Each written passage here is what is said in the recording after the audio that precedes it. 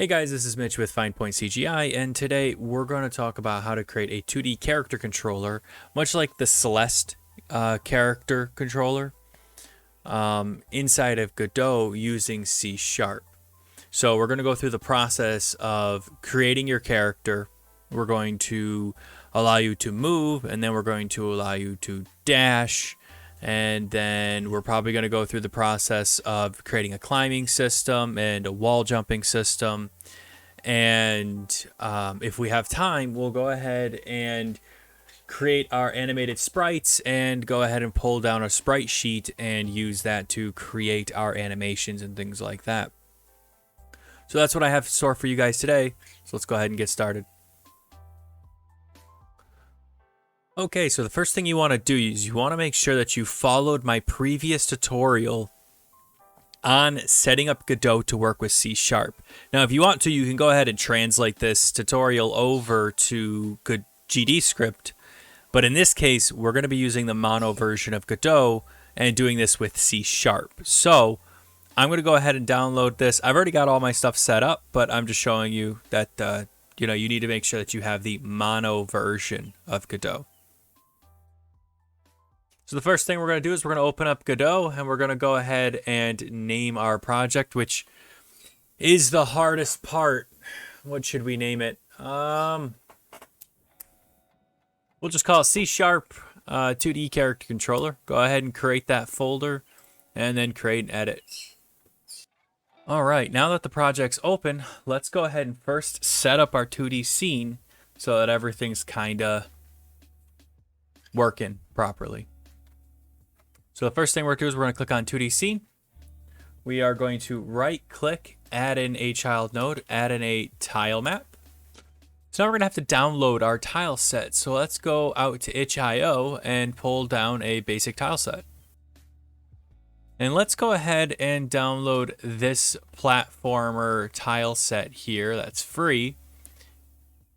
It doesn't have all the little animations we want, but that's okay. We don't need all of them necessarily.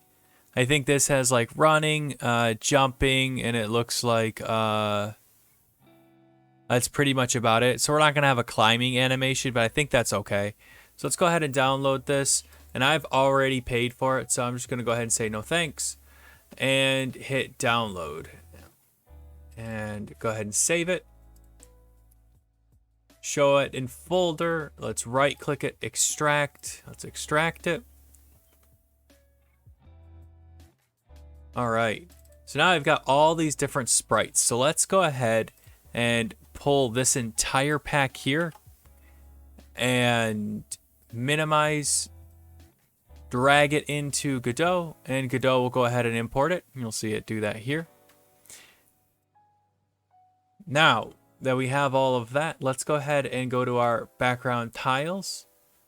And if we go into our tile map here, and we need to give it a tile set resource, let's go ahead and add in a tile set. Click on that, and then let's go ahead and just drag in a couple of our tile sets here. So let's see what we got. We drag this in. You can see there's our nice little tile set. So let's go ahead and create a new single tile. And you'll see that this is way too large here. So if we go ahead and we click on our little tile here, you can see it says a step of 32 by 32. Let's change that to 16 by 16.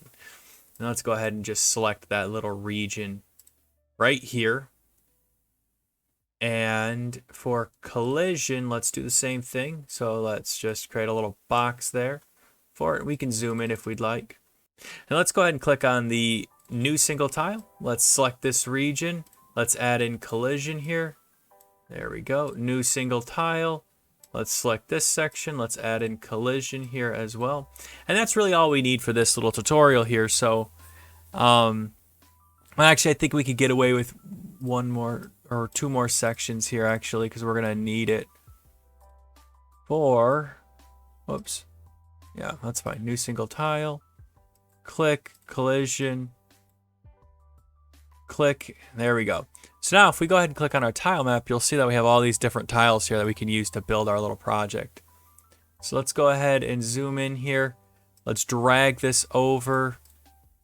Let's create one of these. Let's drag this down. And then let's go ahead and drag this down and this over, which I'm just making something up. So don't think I'm doing anything like insanely great or anything like that. I'm just literally building something basic with what I have. So the idea is just to create something simple that you can use to test your character controller with. So I'm trying to create something that my character controller can kind of run around, climb up, jump around, things like that. Maybe dash up to and things like that. So that way I have some nice little peaks and valleys and things like that to mess with. And so I don't fall off the edge here. All right, I think that'll work for this. So let's go ahead and right click and add another child node. Let's add in a kinematic 2D. Basically, a kinematic controller allows you to collide with other objects, but allows you to really control exactly how your character is going to collide. So they can't directly interact with other physics objects. However, you can code it so that it does interact with physics objects. Whereas they do have a dynamic character controller, which is more of an automated process, but you don't have as much control over the movements of the character controller. So in this case, I'm going to go with the kinematic. A lot of people go with kinematics because it's just simpler to code and simpler to deal with. From here, we're going to go ahead and right click, add in a collision shape, 2D. And we're going to go ahead and set that shape to be a rectangular shape. So now that we got our collision shape, we're going to right click, add any child node, and type in ANIM to get animated sprite. We're going to drag that under the kinematic body. We are going to make sure that we come over here and we add some frames to it, because without frames, it's not going to be able to animate at all. So we're going to click on this. We're going to do a new sprite frames. We're going to go ahead and click on those sprite frames here. And you'll see that we have ourselves basically an animation panel here. So I'm going to come up here and I'm going to click on this little add frames from a sprite sheet. If you click on this, if you have individual frames that you want to use, you can click add texture. But in this case, we want to click add frames from sprite sheet. So let's click on that. And then let's go to our platform Metrovania and our hero chart sprite. And let's find our animated idle. So let's see if we can find that real quick. And I am struggling to find it, so I'll click on this little item as a list. And we should see it right here, idle animation strip. There we go. So now if we zoom in a little bit, providing it lets me, I don't think it's going to let me. So let's go ahead and say horizontal is 1. Or I'm sorry, horizontal is 4, vertical is 1. And we're going to go ahead and select all 4 of these frames. We're going to add all 4 frames. And you'll see here, if we zoom in here and pan with our middle mouse button, you'll see that we got a little guy that if we say play is on and we click on this, there we go. He's animating. Now you'll notice that our graphics are really muddy. Did you notice that? Like, look at how blurry all this is. Well, the reason why that is because we need to re-import it with pixel art enabled, right? So it doesn't compress our pixel or our images. So if we come over here, we select all of these and we go over to import up here, and you come down here and you change the compress mode to uncompressed, or to make it easy for you, if you come up here and you just say preset 2D pixel and then re-import it, it'll automatically take care of it for you. See how it's much better. So if we come up here to our background tiles, we do the same thing, preset 2D pixel, re-import, you'll notice that our art suddenly just got way better. See that? So what we're going to do is we'll come back over to our scene. We'll go grab our kinematic 2D body, providing that it lets me. Let's turn on our children objects not selectable. There we are.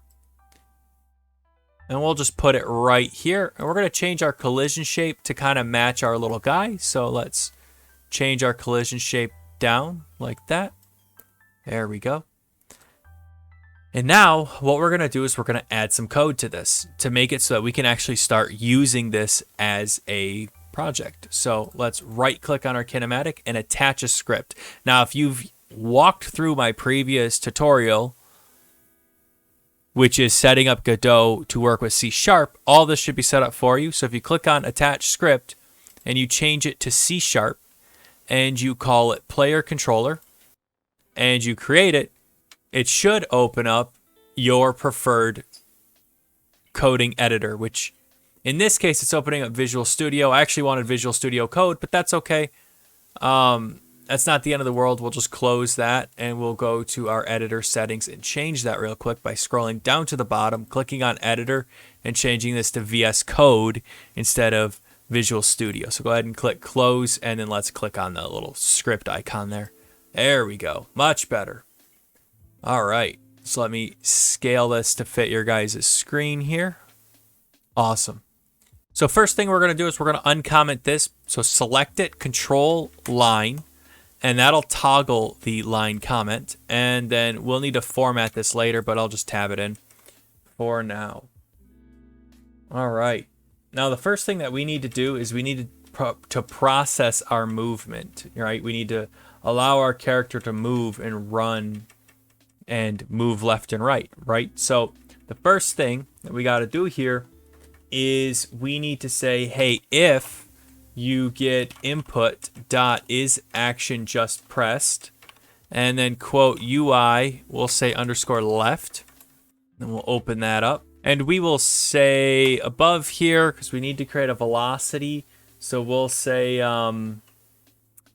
vector2 velocity is equal to a new vector2. And then we will go ahead and say velocity.x plus equals 50. And then we'll say, hey, if you get input.is action just pressed UI underscore right, then I want velocity.x minus equals 50. Whoops, not 59, 50. And then we need to call a very specific method to allow our character to move. It's called move and slide. So move and slide this velocity, whoops, not vector2, velocity, comma, vector2 dot up, because we need to tell it which direction is up, or else the system doesn't know which direction is considered up. So x-axis could be this way, or it could be this way. You don't know, right? So it could be this way or this way. We wouldn't know.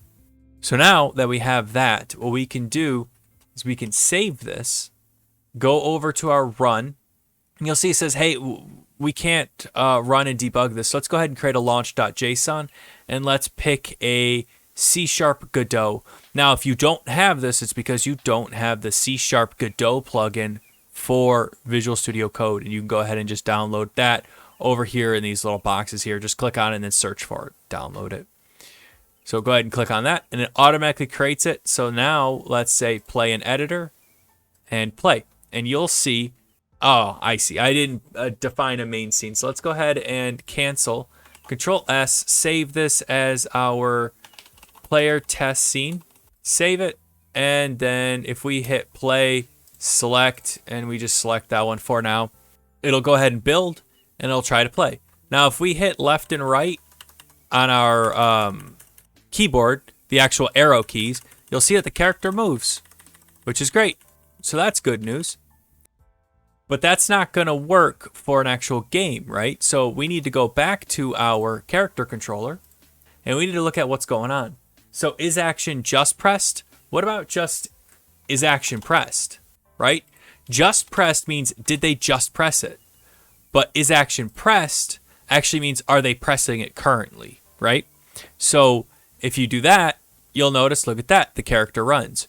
But something else is funky. If you notice in the bottom right-hand corner where I have these fine little arrows here, you'll notice that when I hit left, the character goes right. When I hit right, the character goes left, right? So that's wrong. So let's go ahead and flip back to our character controller and flip these little icons or these little operators here.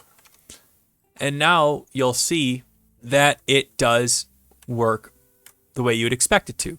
Awesome. So that's good. We're getting there, right?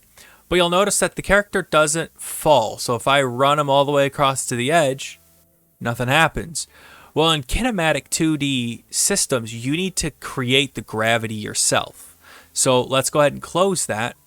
And let's come over to our character controller and add in some gravity here. So let's say velocity dot y, right, plus equals whatever our gravity is going to be. So in this case, let's make gravity, I don't know, 500. And usually you want to pick a number that makes good sense. So something like 4,000 or 500 or whatever you're trying to make a feeling of the scale of your world. So it's a thing that you're going to have to fine tune as you go. And we're going to multiply that by delta. So what does that do? Well, you're multiplying it by delta, which means it's being multiplied by time, by the frame rate of your actual application. So that way it all has something to go off of, right? So when you're using delta in your process, you're saying, hey, this gets called every single frame, and the system's going to calculate all this information within that frame. And your character is going to fall at a consistent speed, if that makes sense. So you're not sitting here going, oh, my character's falling at 500 units a frame versus 2 units a frame, depending on which machine I'm on. So that's why you multiply it by delta, is it's so that you're keeping track of the time between each frame. So that's why it's consistent for every single computer, and it's also consistent between all of the things that's going on your scene. So if your frame rates for some reason dips to 20, it's going to feel the same as if you have 200 frames. So let's go ahead and save this. And if we just click this little refresh, it'll actually reopen the Godot game window. And you'll see that our character now runs and now falls. But you can see that fall is not fast enough. So we'll change this to something like 4,000 and we'll refresh it and see if that's better. I mean, that's probably way too fast. It probably needs to be something like 2,000. But let's just see what it's like. Oh, that's actually pretty good. That feels pretty okay. So that's pretty good. Awesome. So now we've got our running, we've got our falling. That's awesome. But the first thing that I want to do is I want to make it so that I actually can see my character. So let's go ahead and right click that kinematic 2D and add a child node and type camera. And let's add a camera 2D. So what that's going to do is it's going to drag our character along with drag our camera, I guess, along with our character. So you can see how I put it underneath the kinematic 2D. So that way, when the character moves, it's going to move the camera with it. Now I need to center my camera. So let's go ahead and grab my camera and uncheck actually if I select this and I uncheck this, I select our camera and I drag our camera to focus in on that player character. And we're going to want to zoom that in a little bit. So let's do like a 0.2. Maybe, that's probably too much. 0.4 and a 0.4. And that's going to allow us to have a nice tight camera focus. So you can see nothing happened, right? Now, why is that? That's because we did not set it as our current camera. See that? So now if I click on current, you'll see that it now is our current camera. See? Perfect. Now the speed that the character's moving is probably a little bit too slow. Everything's probably a little bit too slow, but that's okay. We can finagle that later. But something that we really should do is we really should allow our character to have all those variables at the top of our class. And what I mean by that is you can see how this just says 50 and this says 4,000, right? But if I actually wanted the character controller to be easily changeable, we want to put some variables up here. So let's go ahead and type in private and say private int speed. And let's say private int gravity. And what that's going to do is that's going to allow us to say private int speed is equal to something like, let's say 1,200. right? And private int gravity is equal to 4,000. We said we liked 4,000, so let's stick with that. And let's say speed, and then gravity. So what that's going to do is now if we change it up here, it's going to change it in all of these places down here. It just makes things way easier for us to work with. So if we click run, you'll see that when we start playing with it, which this might be way too fast. Yeah, it's a little too fast, but that's okay. You'll see that it's now way faster than what it was. So let's make it something like, I don't know, 600 maybe. And let's save that and run it real quick. But you'll see that I can quickly make that change and it doesn't affect, or it makes everything so much easier.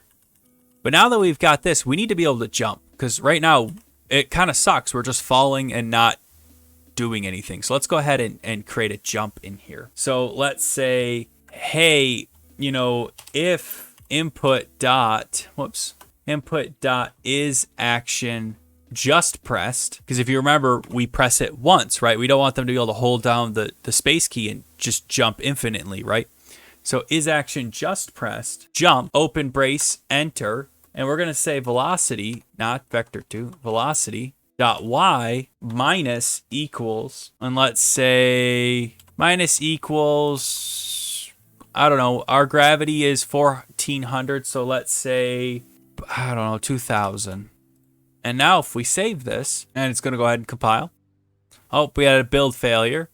So you'll see that it's mad at us because we are missing some curly, or some parentheses right here. So let's go ahead and add those in. It's my fault. All right, usually is. Let's hit play. Let's see if she plays. Awesome. So if I hit space, nothing happens. Why is that, right? Well, if we look at our console here, you'll see it says, well, hold on a minute. There's no input action jump. So let's close that. Oh, I think I just closed Godot, actually. Yep, I just closed Godot. So if we come up here, go to our project settings, and we go to input map, and we type in jump, and we go ahead and add that. Because you can see, if we scroll down here, none of these say jump, right? So we'll go ahead and add that, and we will hit the little plus icon. Key, we'll hit the space bar to say that that's our jump key. Go ahead and close that, and now if we play it, you'll see if I hit space, the character can now jump, which is cool.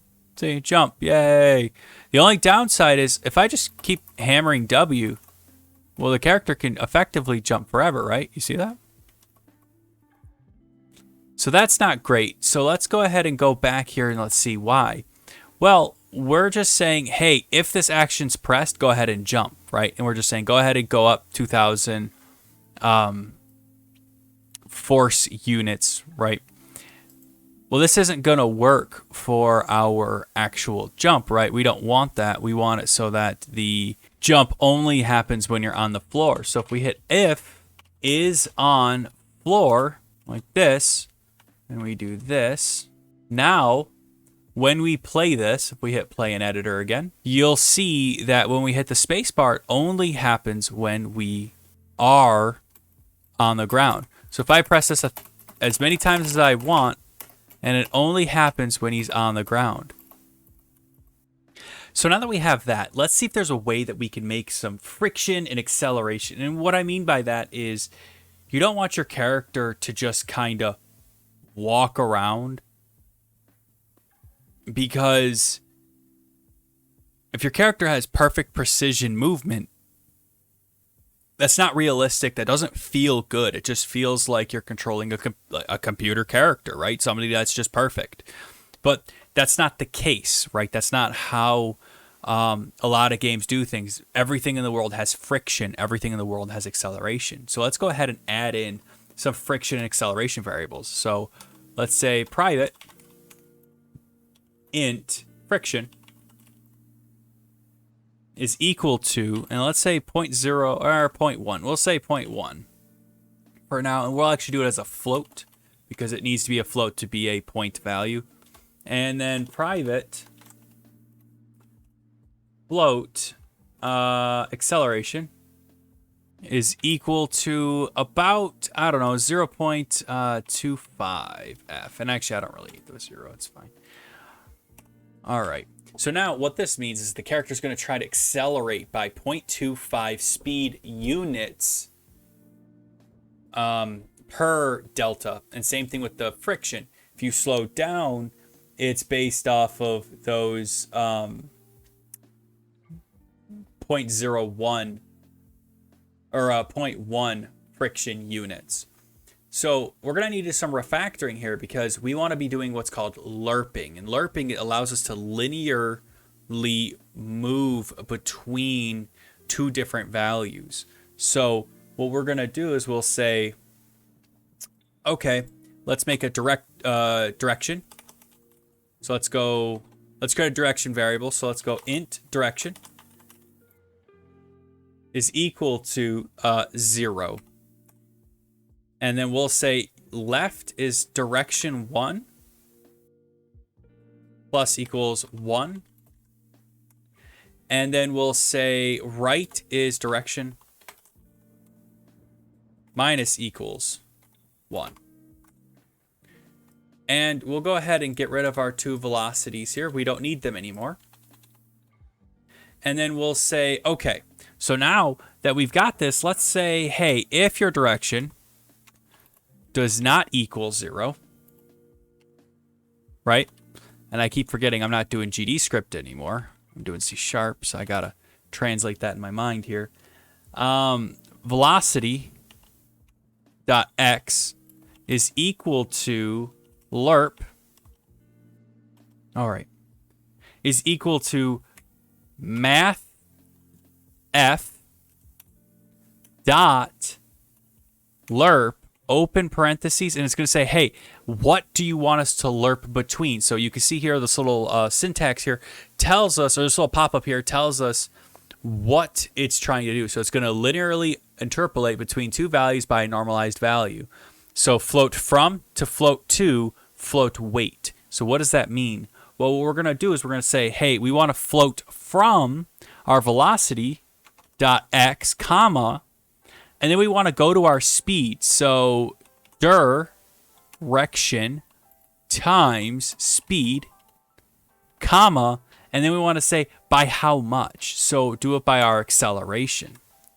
And now we're going to say, hey, if they don't press a button, we want you to do velocity dot x is equal to math f dot lerp open parentheses velocity dot x comma 0 comma friction.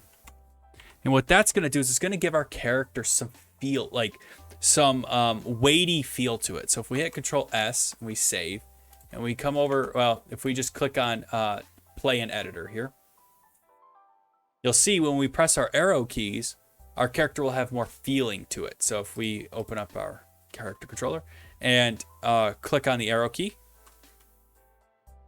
you'll see how they speed up and slow down. And there's just a little bit of a less jittery feel to it. But you notice that it's backwards again, because I like putting everything backwards for some reason. So it's minus and plus. And if we want to give it more feeling, we can actually just say, hey, we want our acceleration to be 0.05 and our friction to be 0.01. And you can actually make it so that they accelerate slower or decelerate slower. In this case, I'm doing both, but it's just to show you the, I guess, to show you the point, right?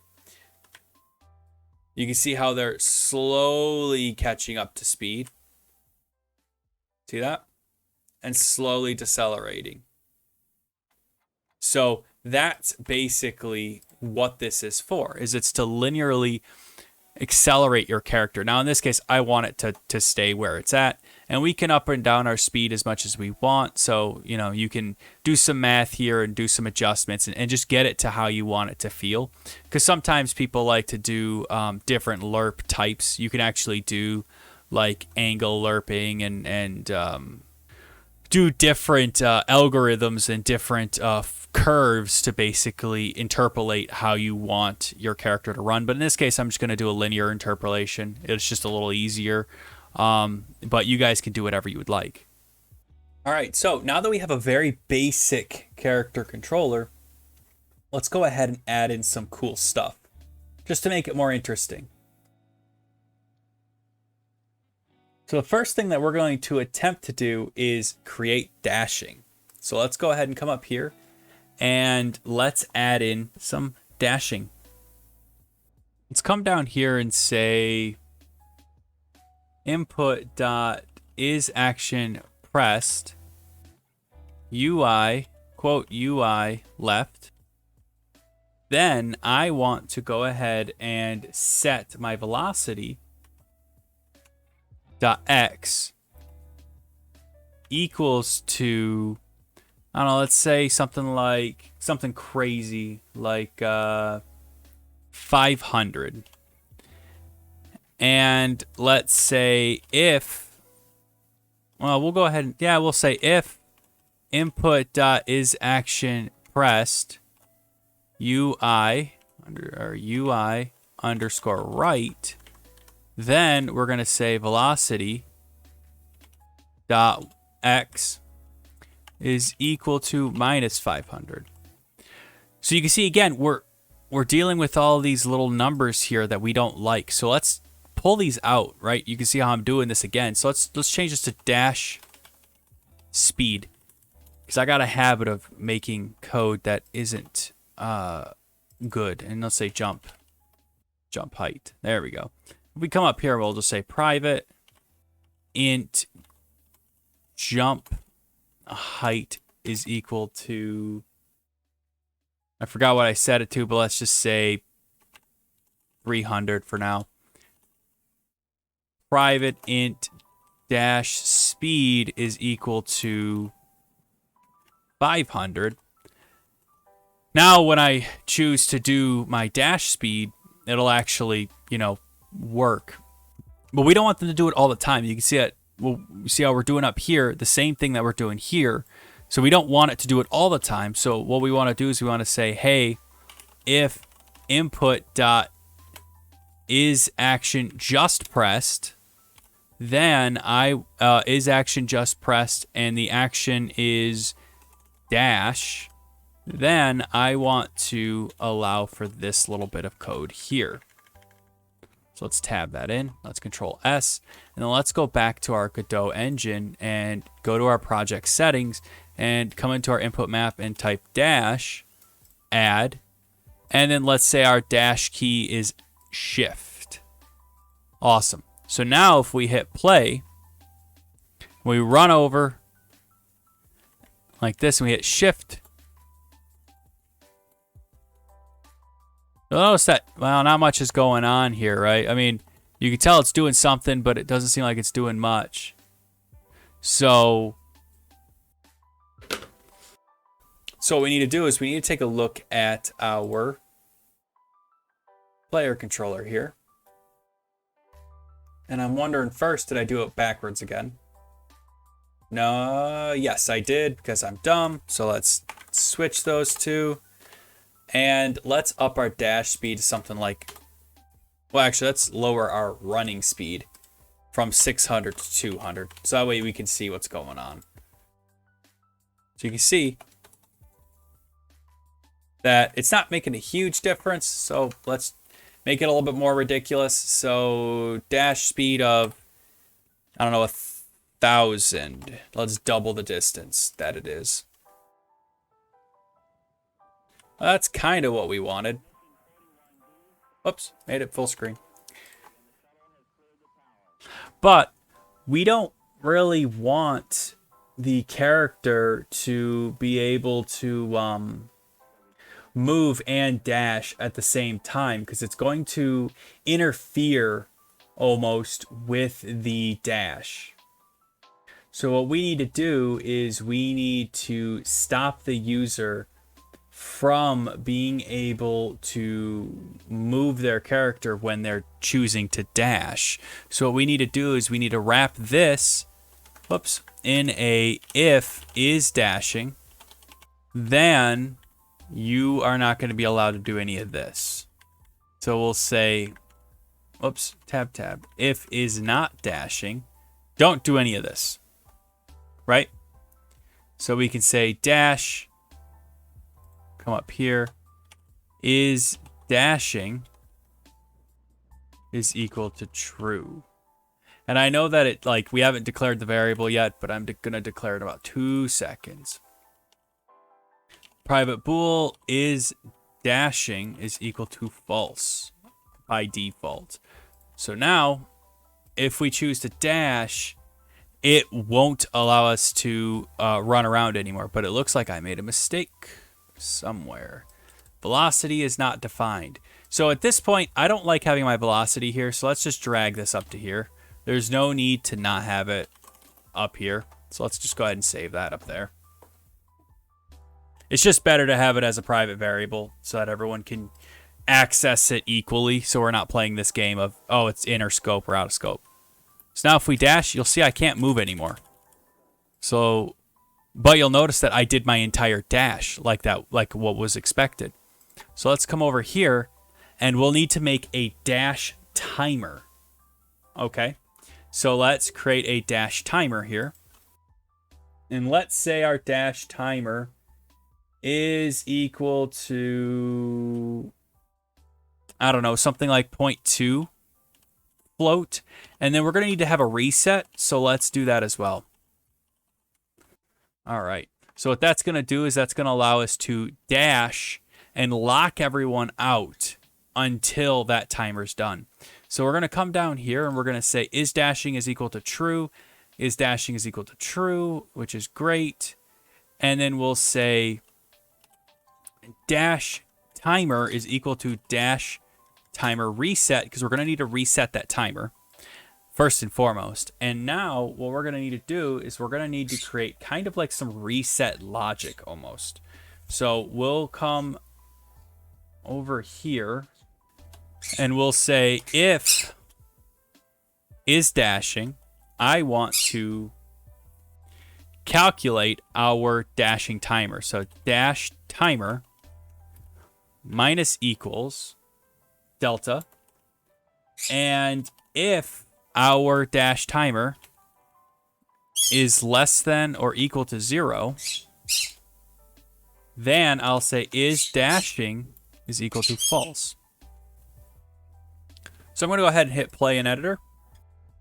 And we'll open it up and we will run and we'll hit shift and you'll see he dashes and now I can move. But we don't want the user to be able to fall like that, right? When they're dashing, they should be able to dash and float in air almost. So what we're going to do is we're going to look at where our gravity is being calculated, which in this case is right here, right? Well, we don't want them to be able to calculate gravity while they're dashing. So we'll say else. Now we know that they are in fact dashing, right? If it is dashing, then they can do this, right? Else we'll throw this gravity delta in here. And now their character, when we hit play, their character is going to be able to dash, but not be able to have gravity. So if I hit shift, oh, let's see. What did I do wrong?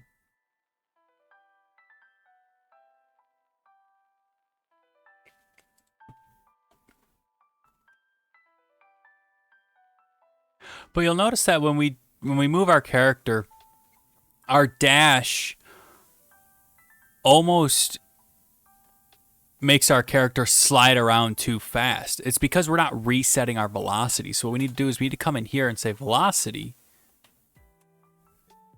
is equal to vector 2 0, 0. And that will tell us to reset our velocity. And we need to do a new vector 2. Again, C# versus GD script they're very much different between the two. So now, if I play this,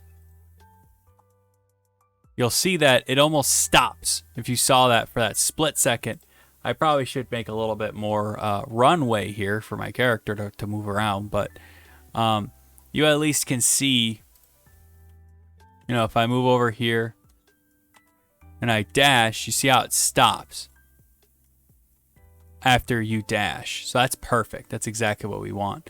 Now, we may or may not want the dash speed to be 1,000. I put it at 1,000 just for fun, so let's put it down to like 500. just to kind of make it a little easier to control. Now that we have that working, what we need to do is we need to set up our other dash types. If you remember Celeste, it allows you to dash up, it allows you to dash diagonally, and it lets you dash left and right. So let's go ahead and copy and paste this, and then I'll paste it one more time, and we'll just get rid of that one because we don't need to dash down. You can just fall, right? So we'll say UI up in this case, and UI right and UI up. So we'll grab this, paste, and we'll do the same thing, and UI up.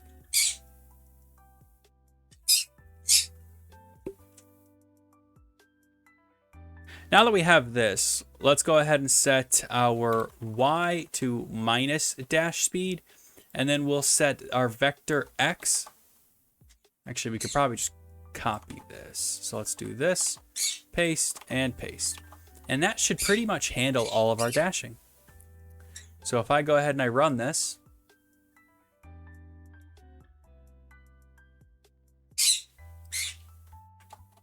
you can see now we can dash up, and we can now dash diagonally. See? Perfect. That's exactly what we wanted, right? But you'll see that now the player can dash as much as they want, see? Which is not okay. In Celeste, you can only dash once you've hit the ground. So we need to stop them from dashing. So since we don't want them to dash without hitting the floor at least once, let's scroll up to the top and let's add a new Boolean here. We need to tell them that we can't dash without being on the floor, right? So is dash available. And I think I spelled available wrong, actually. Hold on. Let me double check, because I can't spell to save my life. Available? I don't know. Let me go ahead and just double check that spelling. Yeah, I can't spell available. Okay. Is dash available is equal to true by default. You can dash by default, right? So now if we scroll down here and we say, if action just pressed, if dash available, then you can go ahead and do this little bit here, right? So we'll scroll all of this up and do that. So now we're saying, hey, if you can dash, then go ahead and allow you to dash. But now we got to come down here and we need to find our if on floor section here, right? You can see here, if the action jump and if you're on the floor, well, let's go ahead and just flip-flop this here. So if you're on the floor, right? And then if you press jump, then you do that, right? And then now while we're here, we can also say is dash available is equal to true. So now that will allow you to dash, or that will reset your dash if you're on the floor. If you had it the other way around, you'd have to push space and then your dash would become available because you were on the floor, if that makes sense. Your operator would be the opposite of what you would expect. So if we come over here and we say, hey, is dash available is equal to false, now when we run this, you'll see that when we dash, we can only dash one time until we hit the ground.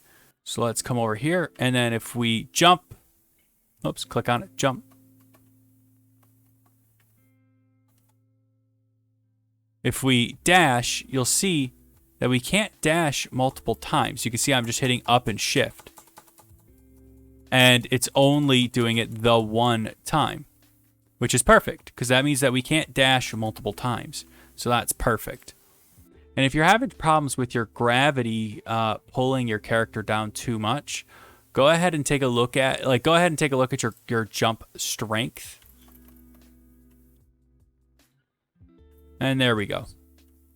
So now the character can jump better. Well, in this case, he can jump too well. But go ahead and play with your values, and you'll be able to get yourself a pretty cool little character here. So now that we've got dashing working, we need to go ahead and get our wall jumping to start working. So what we're going to do So we'll come down here by our jumping area code, and we're going to say, hey, if input dot. So now that we got dashing working, what we're going to need to do is we're going to need to get our wall jumping to work. So with wall jumping, what we need to do is we need to detect which wall we're on, and we need to detect which side it's on, so that way we can kind of bounce off of that wall. So if you think about it, you got to take a character and have them jump and bounce off of the wall and then off of the wall, right? So we need to add some things to our kinematic 2D, which in this case I'm going to rename to player. That way it's just better to have it named as player.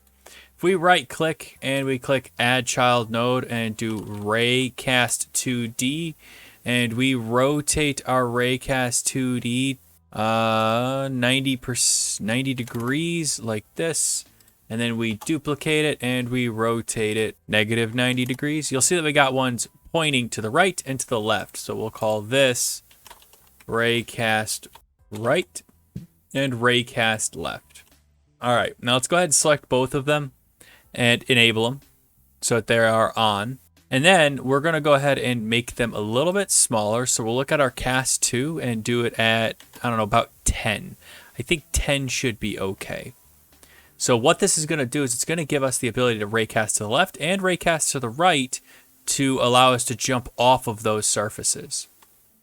So we're going to go ahead and save, and we are going to open up our VS Code here, and we're going to say, hey, if input.isAction just pressed, quote, or parentheses, quote, jump, because we want to make sure if they're jumping, and we're going to need to make sure that our raycast is colliding.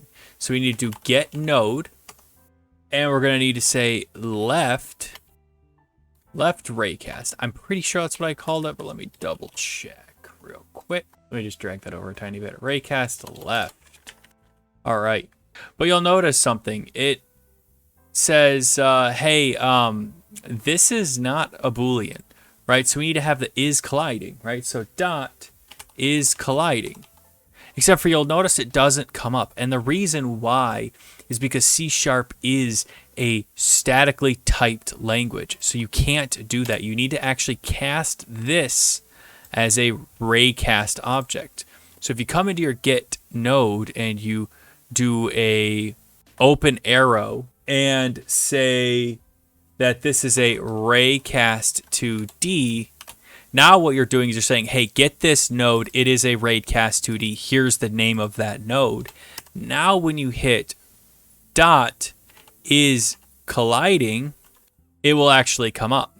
So that's how you solve one of the big major issues with C# inside of Godot is you got to make sure you cast your cast all of your nodes when you get them, because they come back as generic objects, because Godot doesn't know what you're trying to get. It just assumes that you're just getting a thing. It doesn't know what it is. You have to explicitly tell it what it is. I know that's a little bit weird coming from Unity. I used to work in Unity professionally for years, and this is one of the weird things that is taking me some time to get used to. So now that we have that, what we can do is we can say velocity dot y is equal to minus jump height, and then velocity x is equal to jump height. So what that should do is it should allow us to jump off of a wall and then launch ourselves away from that wall. So now if we do else if, in this case I'm going to do else if. You could just do if you'd like, but generally speaking this is useful if you're between two things that are really close to each other. That way you're not picking both at the same time, you're just picking one. And we will do the exact same thing. This, paste, raycast right is colliding, and we will say velocity. Well, actually, I could literally just copy this, can't I? So let's just copy this, and let's just go ahead and paste it, and let's do minus. So now, if I go ahead and I play this, you'll see it's going to pop up in a few seconds right here. If I play this, and I run down here, and I hit spacebar, you see that I jump off my wall, which is great. I mean, I've got quite the heck of a jump here, but that's because my jump height is probably too big. So if we come up here, let me go ahead and adjust a few of these things. Let's make this 100, and then let's see what happens if we make the gravity 400. Let's make the jump height 100. Let's see if that'll help a little bit. I'm not a huge fan of how this is operating right offhand, so I'm just kind of messing around with it and seeing if I can get a good result, because I'm not happy with the way that this is right now.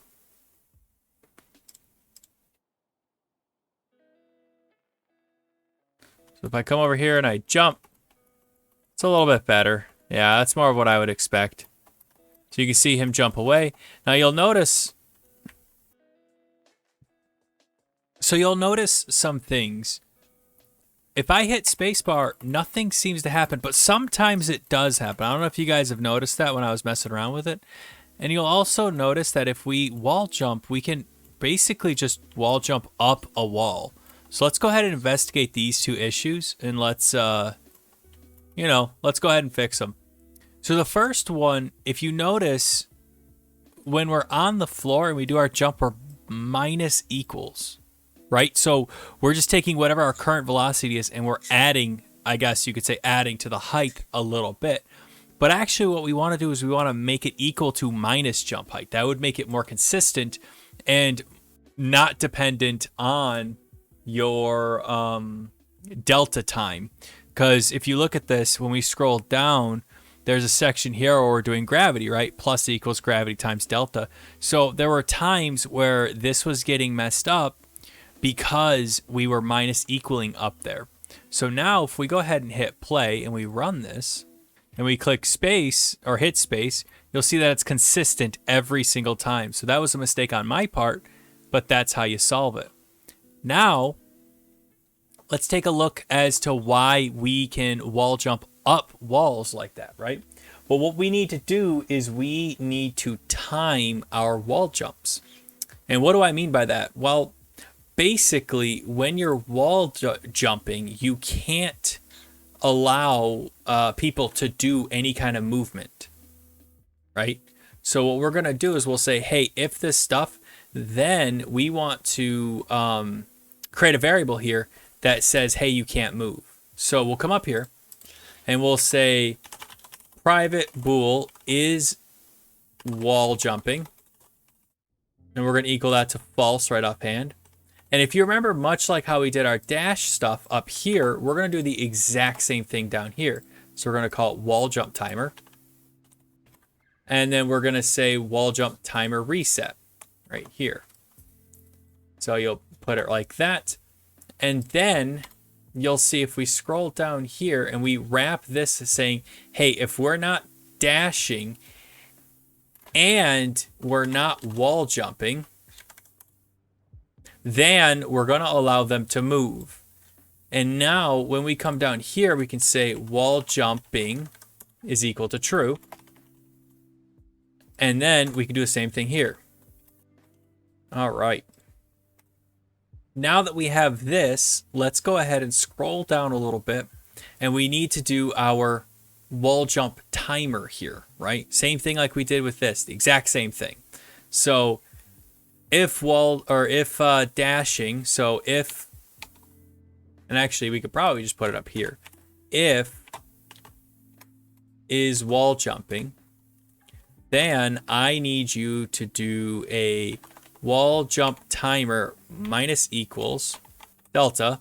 And we need to say if our wall jump timer is less than or equal to 0, then we need to say is wall jumping is equal to false. And that should about do it for us. All right. And if we wanted to, we could also do this little vector 2 if we feel like creating kind of a buffer area. But what this is going to do is it's going to force the player to not be able to interact with their character while they're wall jumping. Now, the reason why that's useful is because now when well, in this case, it's not long enough. So let's go and take a look at our length here. So if we scroll up to our wall jump timer and let's set it to something like 1 second, and our reset is to 1 second as well. Let's refresh here and let's try that again. We'll come over here, we'll jump. And you can see in this case, 1 second is, well, maybe not. Oh, I know what's going on. Well, we could probably just set it here. Wall jump timer is equal to wall jump timer reset. There we are. And what that's going to do is it's just going to say, hey, let's reset our timer. We'll scroll up and let's change this to like 0.5. Actually, let's set it to 1.5 because I got a feeling that it's going to need to be 1.5.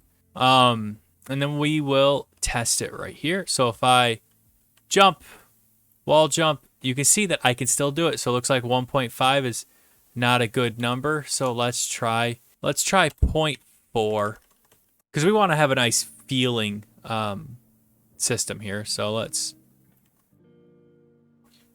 yeah, that's pretty good. But I think you could still gain, it looks like you could still gain height. I'm not sure if I like that. Okay, so we'll stick with 0.45, I guess. We'll split the difference, call it a day. Okay, all right. So this process is getting way too big. So let's go ahead and refactor this a tiny bit because this is getting awful. So let's come over here. Let's grab all of this. Let's cut this out. So Control X and then say process. Well, we'll do lowercase b. Process movement. All right. And what we're going to do is we're just going to create a function down here called private void process movement. And we'll take in I believe it's an integer delta. And we'll paste in that code. And that's just going to allow us to have a nice little, oh, it's a float, not an integer. Float delta. And we'll pass in our delta here. And the reason why I'm refactoring is because it's honestly getting too much. So now let's take this and extract this out as well. So we'll extract this out to private void process wall jump. And we'll say float delta as well. I don't think I need delta to be in here at all. Actually, I don't think delta. Oh, this one delta does need it.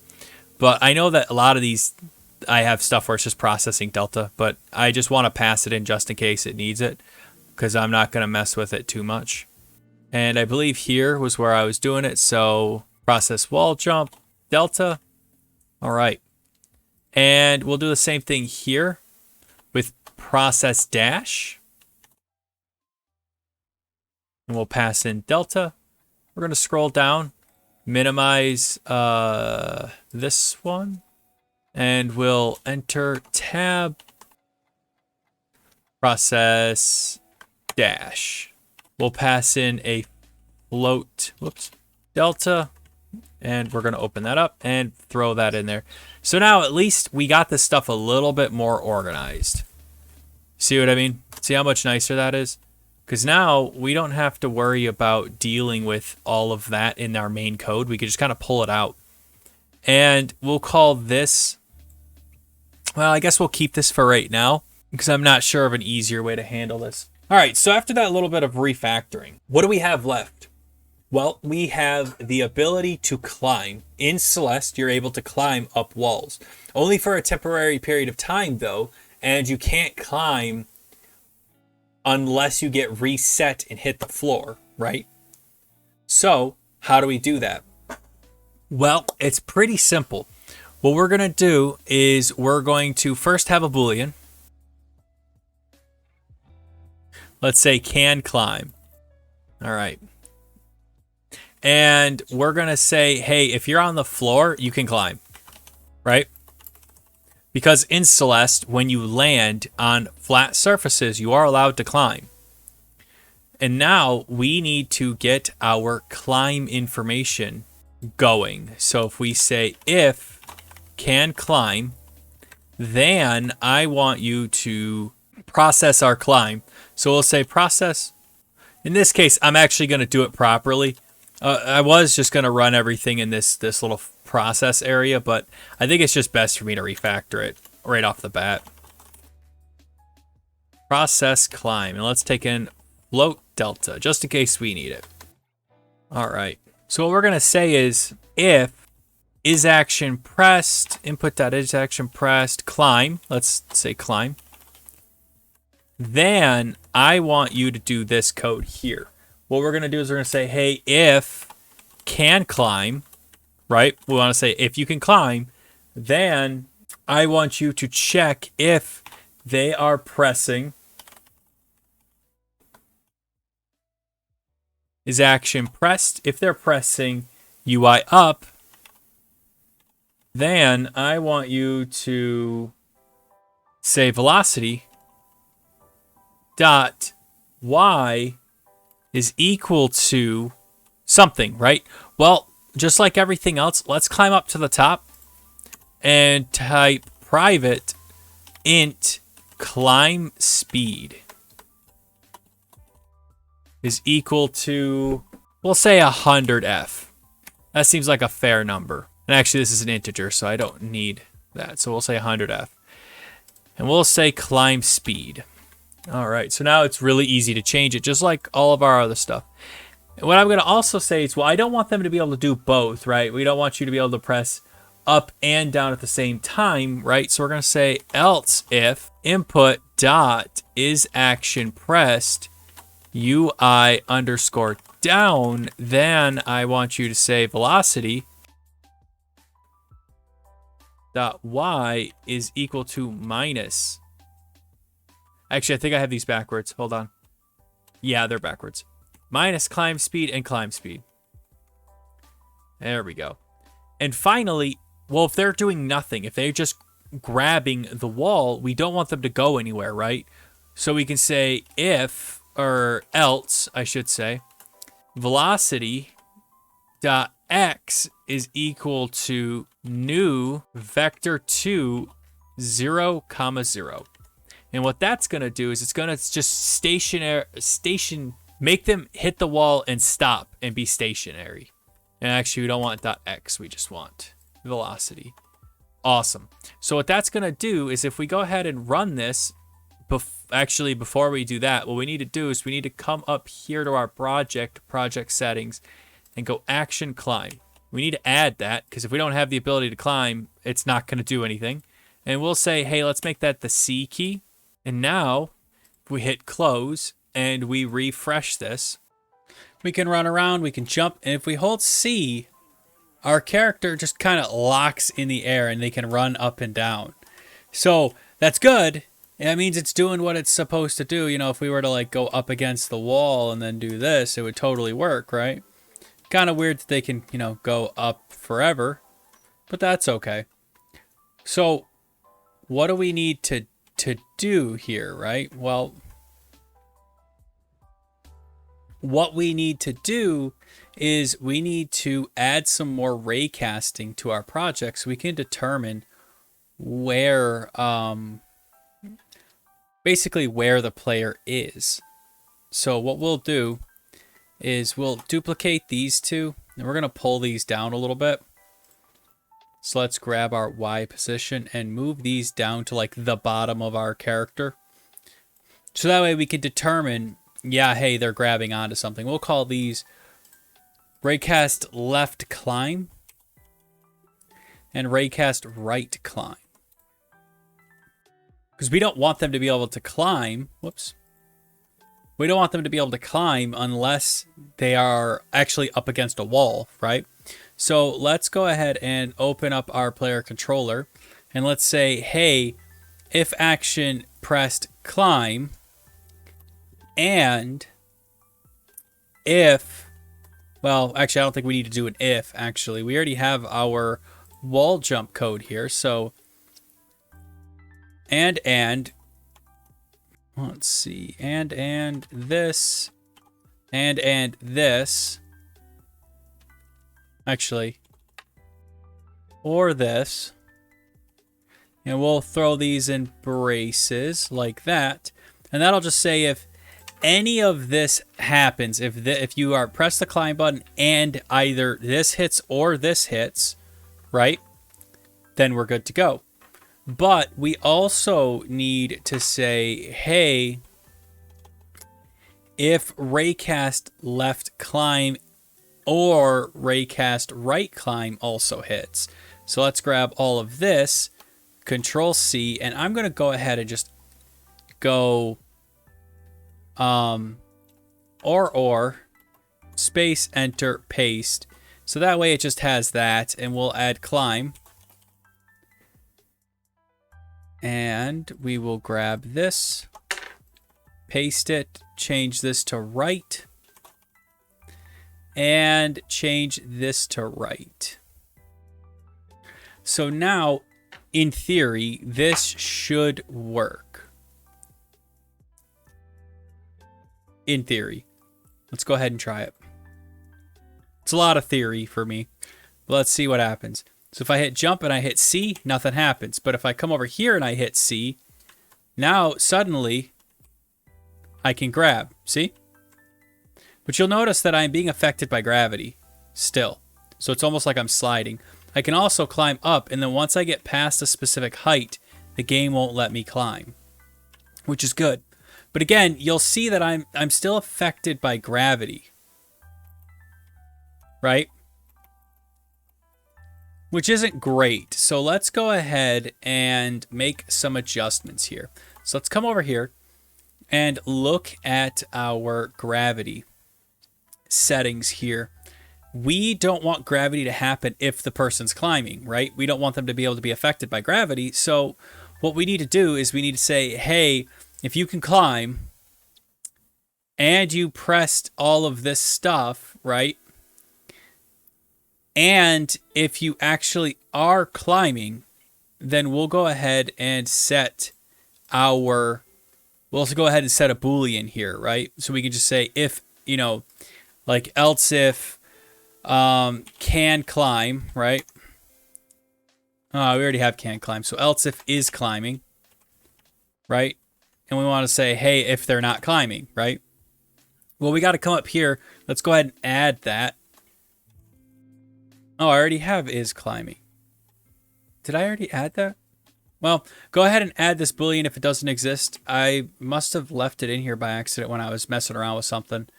Let's go with is climbing instead of if climbing. Is climbing, and then we can say, hey, if you can climb, we're going to go ahead and assume that you are climbing at this point, right? So is climbing is equal to true. And if you can't climb, else is climbing is equal to false.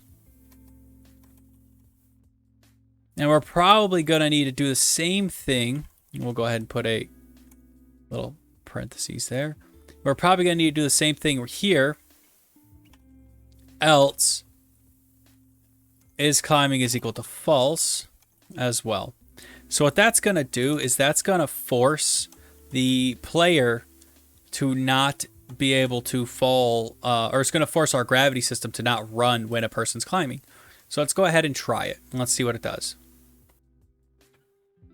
So we hit, and see that? Now we don't actually fall, which is perfect. It's exactly what we wanted.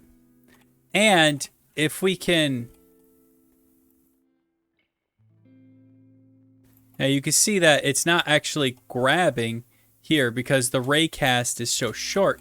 And we can adjust our raycast to allow our character to have a smaller raycast or a longer raycast or something like that. Now we do need to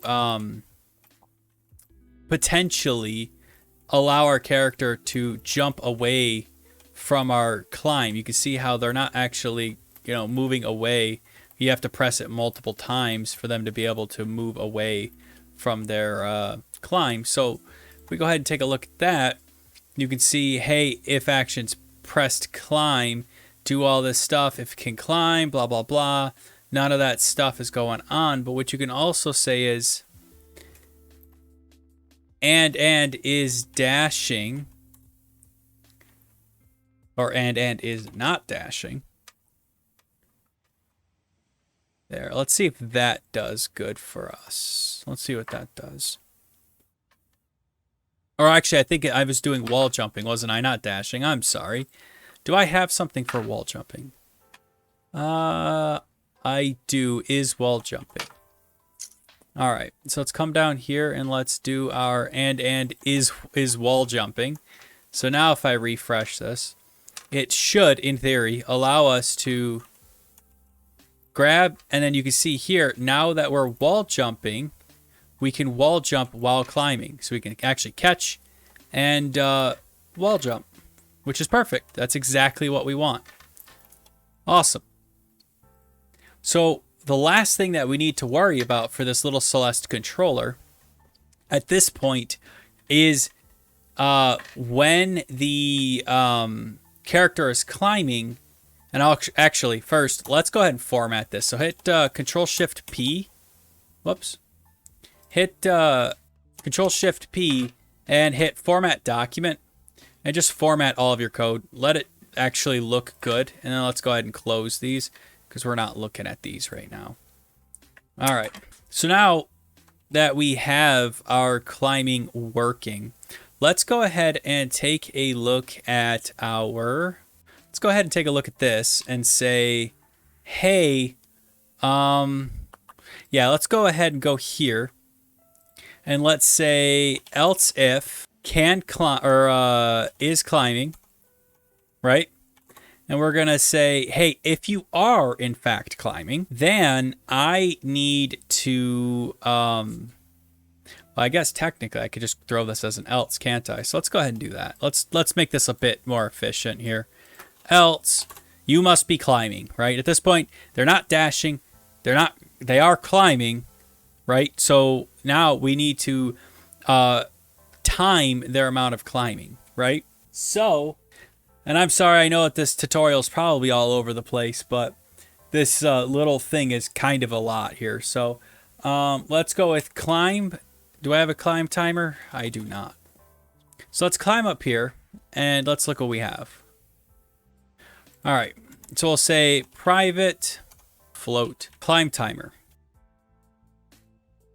is equal to, trying to think of a good time.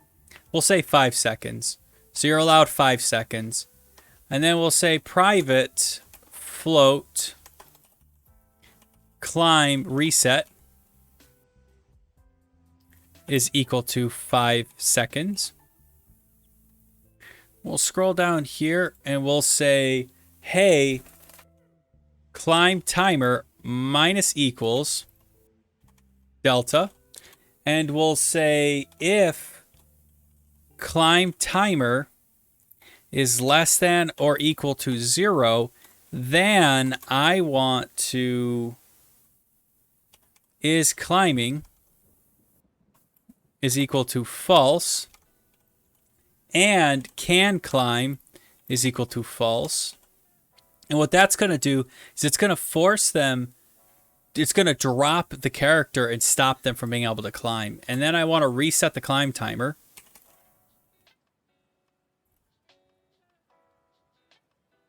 Climb timer reset. And what that's going to do is that's going to force the character to fall. And they're not able to climb anymore. Now, if we look at where can climb shows up, it shows up here, shows up here, it shows up here, but there's nowhere where it resets can climb. So once they can't climb anymore, right? It's just done. Oh, I have it reset here. Actually, I already had it set up. So you can see right here, we're actually resetting it here. I must have had the forethought. So we have it set right here. So it should allow us to hit play, run over here, grab onto the wall, and then you'll notice after a few seconds, it should drop. And there we go. So now the user can only climb for 5 seconds, but you can make it whatever you would like it to be. See, so now they can't climb anymore. I was hitting C and they can't climb anymore. Now we do have one small problem where it looks like when the user's up against a wall and they're on the ground, you notice that they can jump and bounce off the wall here. I'm not a fan of that, so we'll fix this last little bug, and then in the next video we'll go ahead and check out doing animations and things like that for this. So we will go ahead and take a look at our wall jump here. So if we scroll down here, and we look at our wall jump code, and we say, yeah, we're not on the floor. So we need to determine if we're on the floor here to determine if we can actually process our wall jump. So let's come up to our wall jump code. If not is on floor, then you can wall jump. That'll solve that problem right there. Let's see if we fixed our little wall jump issue, and then I think we'll call it for this time. And there you go. So now you cannot wall jump until you've already jumped. So you should be able to climb up, wall jump, up, and dash. And you can dash and climb, and basically that's really all you need for a little Celeste-like controller. All right, so that's all I have for you guys today. So we went through the process of creating a 2D character controller inside of Godot with C#. It's very Celeste-like, so you can dash, you can wall jump, you can climb, and it all resets when you hit the ground. So it really is a nice dynamic way of interacting. We also talked about casting nodes. We talked about creating ray casts and things like that. And we talked about, how to create a good, solid character controller. So in the next video, I'm going to be looking at doing some animations and things like that and showing you guys kind of how to add that into your project. And then I'm thinking after that we might discuss some 3D rendering or something like that, but we'll see how that goes. But anyway, guys, thank you so much for watching. And if you guys like this video, hit that like button. And if you dislike this video, hit that dislike button. Because as always, I make these tutorials off of your guys' suggestions and off of your guys' feedback. So if you guys actually like it, I'm going to keep trying to do this kind of content. So anyway, that's all I've got for you guys. I'll see y'all next time. Thanks.